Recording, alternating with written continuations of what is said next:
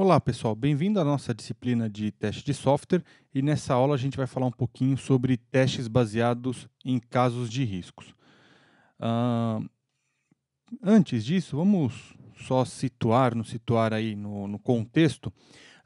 Vou dar para vocês um exemplo real que aconteceu e que ah, na época em que aconteceu este problema, foi um acidente grave, mas hoje em dia acontece isso também com uma certa frequência e já não causa tantos incidentes graves. Então, imagine aí durante uma manobra de aterrissagem, num avião, durante uma manobra de aterrissagem, os sistemas de computador do avião que controlam os freios ou o sistema de freios do avião, imagine que eles falhem por 9 segundos, né? Por 9, 10 segundos, que eles têm um período aí de falha.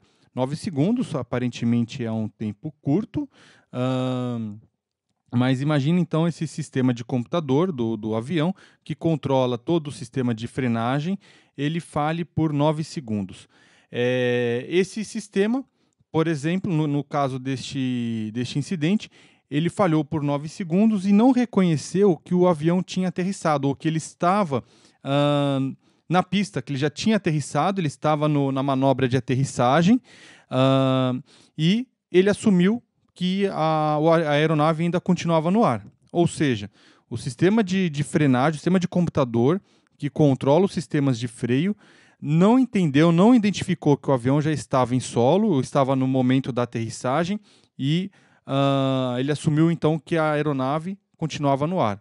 Logo, o que aconteceu, por segurança, né, é um requisito de segurança desse sistema de computador, desse software que controla os freios, um requisito era que se o avião estiver no ar, por segurança, os sistemas de freio não deveria funcionar. Então, o que o sistema fez? Ele desligou, por exemplo, o funcionamento do reverso, que é um aparelho, é um sistema ali que funciona na turbina, que tenta diminuir a velocidade, ou que diminui a velocidade da aeronave no momento do pouso. Ou seja, na hora que o avião pousa, ele está numa velocidade, vamos dizer aí, de 400, 500 km por hora, e quando ele pousa, além dos freios do trem de pouso, existe esse sistema do reverso, de empuxo, que funciona nas turbinas, onde ele tenta direcionar como se fosse um paraquedas, né? Ele abre nas turbinas como se fosse um paraquedas. E este sistema, ele obviamente não pode funcionar enquanto a aeronave está voando, enquanto ela está no ar, porque senão diminui a velocidade do avião. Se diminuir a velocidade do avião, o avião cairia se ele estiver voando. E nesse caso, o sistema de computador não identificou o que era o momento de pouso, e ele falhou por 9 segundos. E 9 segundos no momento de aterrissagem é praticamente todo o período de aterrissagem do avião. O avião, na hora que ele toca na pista, que é um momento crítico, é basicamente o tempo que ele tem para frear aí, para diminuir a velocidade, são justamente esses 9 segundos. Então o que aconteceu foi que esse avião passou do limite da pista, atingiu um banco de terra e pegou fogo depois. O que aconteceu depois, né, o inquérito, mostrou que o sistema de software ele funcionou corretamente, ou seja, ele funcionou da forma como ele estava especificado, ou seja, especificaram que o sistema de computador que controla os freios, se identificar que o avião está no ar, está voando, se a aeronave está em voo, então ele tem que bloquear todo o sistema de freio para que o sistema de freio não possa ser acionado. Então, ou seja, não houve erros no programa. De acordo com a especificação, ele funcionou corretamente. A única coisa é que a especificação de software, desse caso, não levou em consideração uma situação rara que surgiu durante este caso. Ou seja, o software funcionou, mas o sistema como um todo, né, o sistema avião como um todo, falhou. Então, nesse caso aí, houve algumas falhas.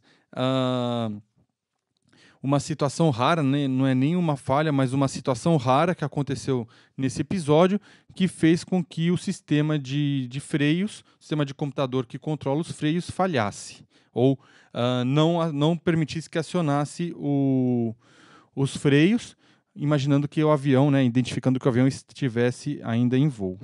Bom, e aí, por que esse cenário aí? Porque aqui a gente está falando de riscos. E a gente, quando fala em gerenciamento de projeto, a gente fala de riscos, mas aqui a gente está falando de riscos relacionados ao software, ao funcionamento do software, ao ambiente, ao ecossistema onde o nosso software estará sendo executado. Tá?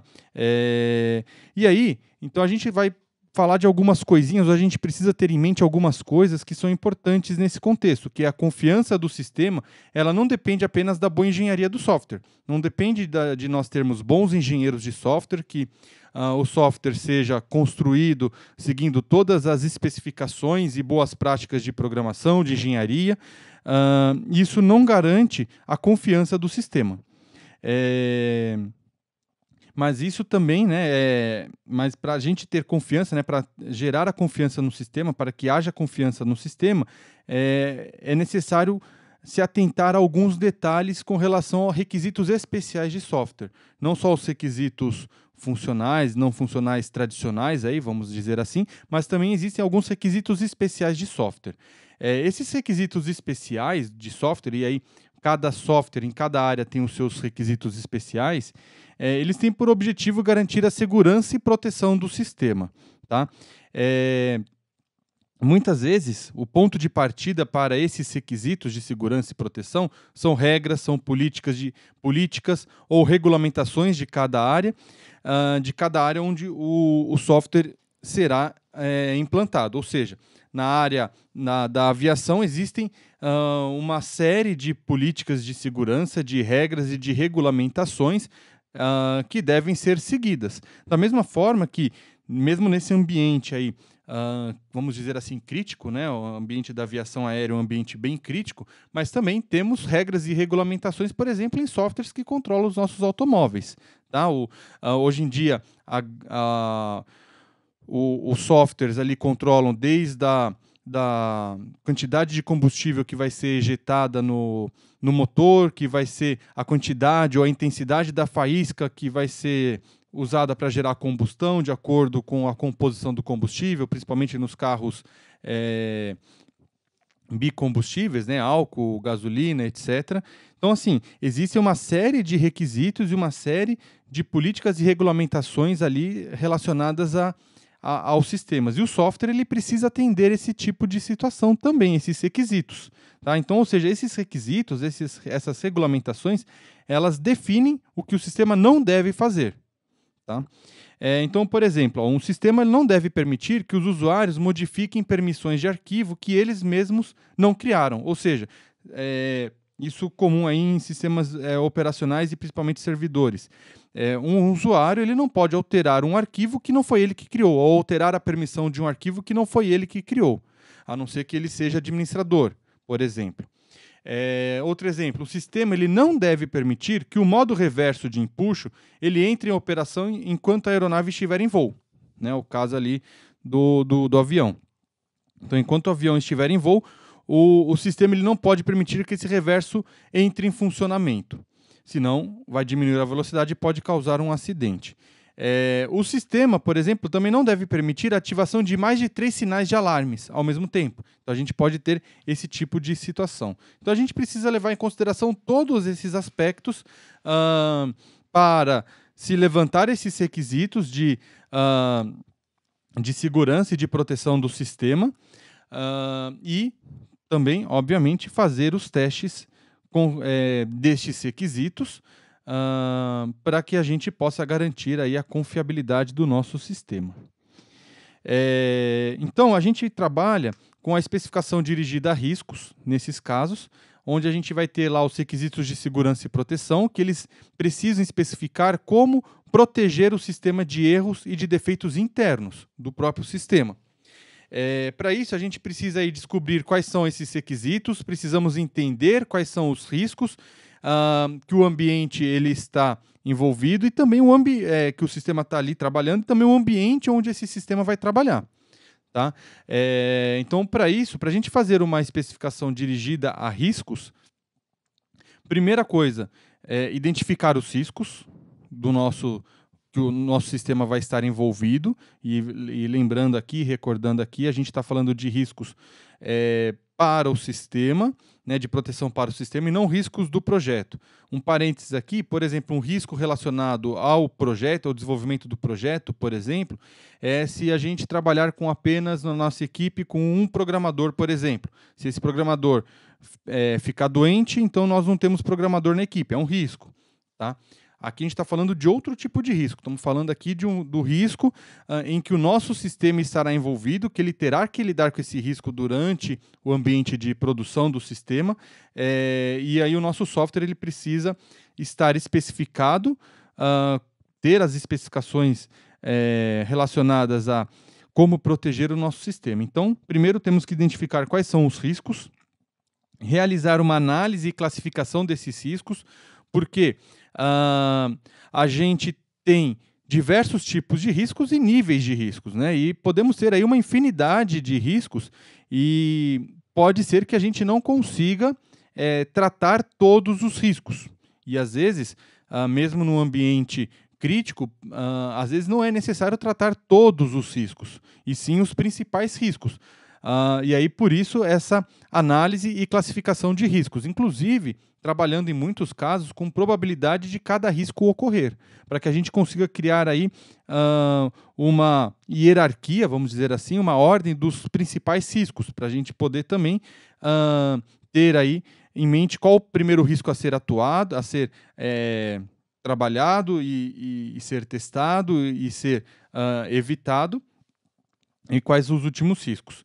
Então, realizar a análise e classificação dos riscos, decompor estes riscos, ou seja, identificar qual que é a causa raiz de cada risco, né? Se a gente não souber o que causa cada risco, fica difícil também da gente poder de a gente tentar reproduzir esse risco no ambiente de teste para validar que o nosso software ele consegue evitar ou consegue aí trabalhar com esse no meio do risco, no meio do problema que está ocorrendo. E aí finalmente realizar os testes que exploram esses riscos, tá? Aí a gente, dentro dessa área de testes baseadas em risco, a gente trabalha basicamente aí de duas formas, ou temos duas principais formas de se trabalhar. A chamada de dentro para fora e a de fora para dentro. Quando a gente trabalha com a técnica de dentro para fora, a gente vai trabalhar e a gente precisa identificar aí quais são as vulnerabilidades, ou seja, quais são as fraquezas e possíveis falhas que pode existir em algum componente, algum dado componente. Então, por exemplo, lá no caso do avião, quais são as vulnerabilidades dos componentes, dos sensores que identificam que o avião ele está em voo, que o avião está em situação de pouso,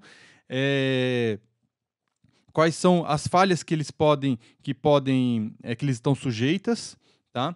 Nesses componentes, e quais são as fraquezas, o que pode acontecer, né? Por exemplo, eu tenho, estou chutando aqui estou dando um caso aqui bem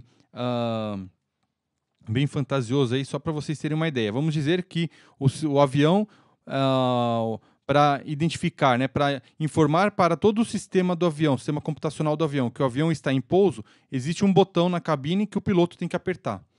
Então, ou seja, qual que é a fraqueza ou possível falha nesse componente que é um botão que o piloto aperta e diz, o avião está pousando. A principal falha é o próprio botão não ser pressionado no momento da pouso. Pode ser que o piloto esqueceu, o piloto desmaiou, o piloto apertou e o botão falhou. Tá? Então, essas são as fraquezas e as falhas que podem ocorrer, por exemplo, nesse componente. Segundo, ameaças. Quais entradas ou situações poderiam explorar uma vulnerabilidade e disparar uma falha no sistema? Né? Então, nesse exemplo aí do botão, né, obviamente é um exemplo aí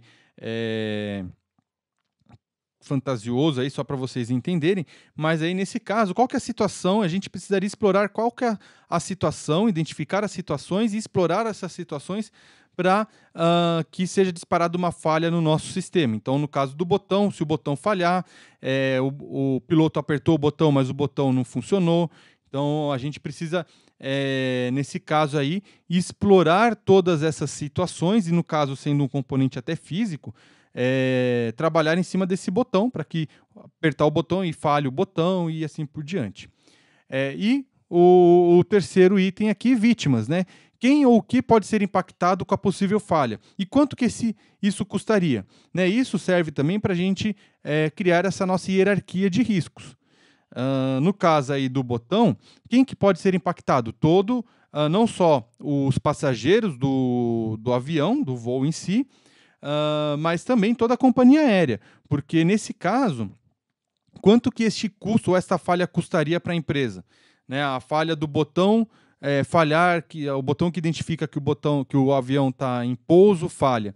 Não só as vidas, né, dos passageiros, mas também toda a empresa, que a empresa terá que arcar depois com os custos e toda essa questão aí relacionada a um acidente aéreo. Então, esse tipo de situação aí também ajuda a gente a criar a nossa hierarquia de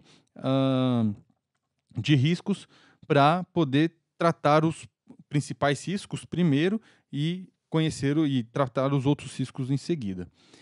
Na outra abordagem, que é de fora para dentro, a gente primeiro precisa determinar os riscos e a análise de cada risco. Então, a gente também faz essa análise.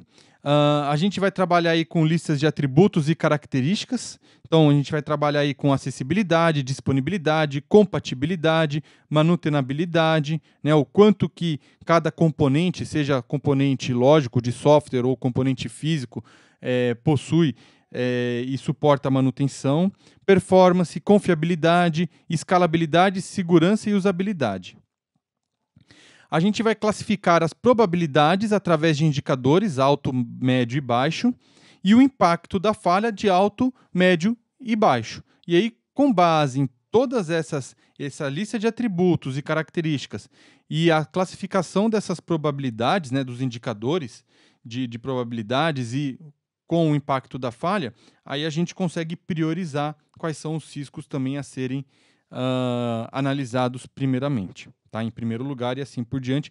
E até mesmo nessa abordagem de fora para dentro, a gente pode ter algumas situações em que, por exemplo, a probabilidade de um risco ocorrer é baixo e o impacto dessa falha é baixo. A gente pode, às vezes, dependendo do risco,